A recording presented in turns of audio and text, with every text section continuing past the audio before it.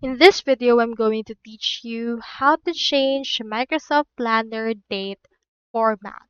In order to do that, you need to head over to planner.cloud.microsoft on your browser.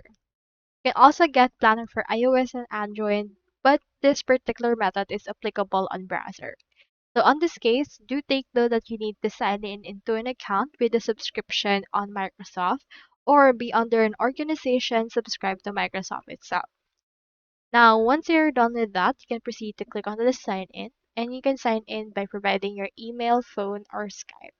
Click on next and provide your password in order to access it. Now, here is my actual planner. So, in order to change the Microsoft Planner date format, you need to adjust your browser's language and region settings. So, as you can see right now, my date format is like this, which is September 29, 2025, which only shows the month and the date on that particular order. If you want to adjust it, you can head over and click onto the three dots in your actual browser. From in there, proceed to actually click on settings right here. Once you're in here, the next thing you need to do is you just need to find languages option. So here is languages, and here is languages for English, writing assistance, and the likes.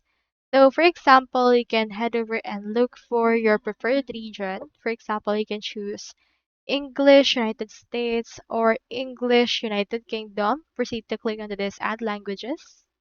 From in there, let's choose in here English United Kingdom. Let's choose in here this one. Click on add and it will be added. Now in here, what you can do is you can just turn off the actual other option. For this case, let's actually move this one to the top, right that. Now on there, you just need to find your newly added, and then you may need to click onto this and offer this translation and display this on the language. You can head over right here into your planner, refresh your page, and wait for it to actually be applied. So that's all there is today, and I hope this video helped you out.